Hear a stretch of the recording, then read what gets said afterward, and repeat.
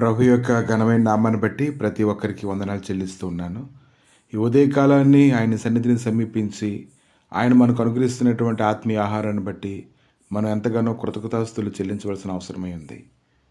కీర్తన గ్రంథము 133 అధ్యాయము 1-3 వచనాలు చూసినప్పుడు, సహోదరుల ఐక్యత కలిగి నివసించటం ఎంత మేలు, ఎంత మనోహరము. అది తల మీద పోయిబడి అహరోను గడ్డము మీదుగా కారి అతని అంగీల అంచు వరకు దిగజారిన పరిమళ తైలం వలె నుండును. సియోను కొండల మీదకి దిగివచ్చు, హెర్మోను మంచు వలె నుండును. ఆశీర్వాదమును శాశ్వత జీవమును అతడు నుండవలనని యెహోవా సెలవిచ్చున్నాడు. కనుక సహోదరులు ఐక్యత కలిగి నివసించడం అనేది అది ఎంతో గొప్ప విషయంగా ఆయన ఎంచుతూ ఉన్నాడు.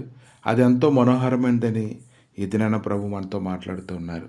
ఈరోజు ఇటువంటి ఐక్యత ప్రతి కుటుంబంలో, ప్రతి స్థలంలో, ప్రతి సంఘంలో కలిగి ఉండాలంటే ఖచ్చితంగా అపార్థాలు చేసుకునేటువంటి స్థితి ఎవరైతే తమ హృదయంలో నుంచి తొలగించుకుంటారో వారు ఖచ్చితంగా అందరితో సంతోషంగా కలిసిపోగలుగుతారు.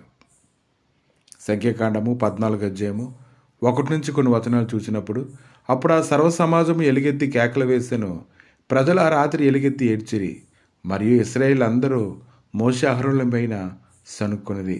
ఆ సర్వ సమాజం, అయ్యో, ఐగుప్తులో మేమేళ చావలేదు, ఈ అరణ్యమందు మేమేళ చావలేదు, మేము కత్తివాత పడినట్లు యెహోవా మమ్మును ఈ దేశంలోనికి ఎలా తీసుకొని వచ్చెను, మా భార్యలు మా పిల్లలు కొల్లపోవుదురు, తిరిగి ఐగుప్తు వెళ్ళుట మాకు మేలు కాదా అని వారు తనది.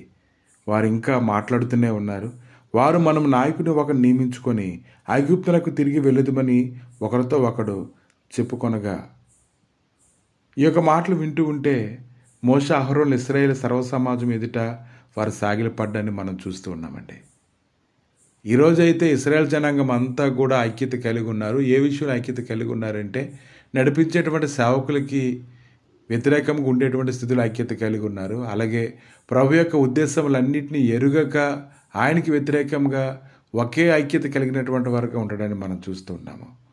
మోషే అహరోనులు అయితే ఆ సమయంలో ఇశ్రాయేలు సర్వసమాజం ఎదుట సాగిలపడి, అప్పుడు దేశమును సంచరించి చూసిన వాటిలో నుండిన నూను కుమారుడగు యెహోషువయు, యెఫున్నె కుమారుడగు కాలేబును బట్టలు చింపుకొని, ఇశ్రాయేళ్ల సర్వసమాజంలో మేము సంచరించి చూసిన దేశం మిక్కిలి మంచి దేశము, యెహోవా మన యందు ఆనందించిన ఎడల ఆ దేశంలో మనల్ని చేర్చి దానిని మనకిచ్చును, అది పాలు తేనెలు ప్రవహించు దేశము.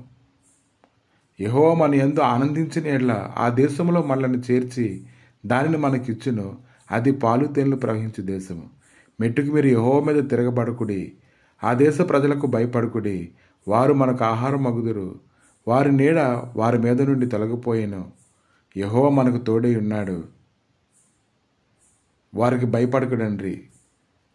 ఆ సర్వ సమాజము వారిని రాళ్లతో కొట్టి చంపవలననగా ప్రత్యక్షపు గుడారంలో యెహోవా మహిమ ఇశ్రాయేలుకి అందరికీ కనబడెను. ఈరోజు అపార్థాలు అనేవి ఎందుకు కలుగుతూ ఉన్నాయి?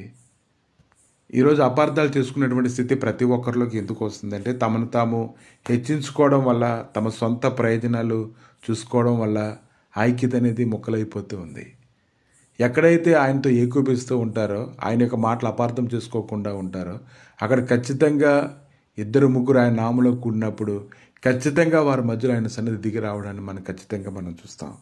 కనుక ఏదైనా అపార్థాలు తొలగిపోవాలంటే మనం హెచ్చించుకోవడం మానేయాలి. ఇంకా మన సొంత ప్రయోజనాల కొరకు మాత్రమే దేవుని వెంబడించడం అనేది పూర్తిగా మన హృదయం నుంచి తొలగించుకోవాలి. ప్రభా, మీ దయగలిగిన నష్టాలకి నాయన ఈ సమయంలో అప్పగించుకుంటుండగా, నాయన సహోదరుల ఐక్యత కలిగి నివసించడం ఎంత మేలు, ఎంత మనోహరమని ఈ ఉదయకాలాన్ని మీరు మాట్లాడుతున్న మాటలు బట్టి ప్రభా మీకు వందనాలు. మీ దయగలిగిన నష్టాలకి తండ్రి ఈ సమయంలో అప్పగించుకుంటుండగా, నీ గొప్ప నెమ్మదినైనా ప్రతి ఒక్కరు అనుభవించగలుగుటకు సహాయం దయచేయమని, కేవలం నీ ఒక్క వాక్యమే ప్రభా అది హృదయంలో తీసుకొని ధ్యానించినప్పుడు అపార్థాలన్నీ తొలగిపోతాయి ప్రభా. ప్రతి ఒక్కరి హృదయాలు మండబడతాయి, వారి కళ్ళు తెరవబడతాయి. కనుక నాయన లేఖనాల్లో ఉన్నది ఉన్నట్టుగా ప్రభా నాయన ధ్యానించుటకు తండ్రి తమ సొంత బుద్ధినే పులిసిరి పిండి కలపకుండా ప్రభా నాయన నీ యొక్క శ్రేష్టమైనటువంటి సన్నిధి కొరకు నాయన ప్రాకులాడుటూ కృప దయచేయమని, నీ భయంతో నడిపించమని, మీరు అనుగ్రహించినటువంటి కృపను త్రొక్కువేయకుండానట్లుగా ప్రతి ఒక్కరికి నీ తండ్రి మారు మనసును అనుగ్రహించమని యేసుక్రీస్తు నామములు అడిగి వేడుకుంటున్నాము తండ్రి. ఆమేన్.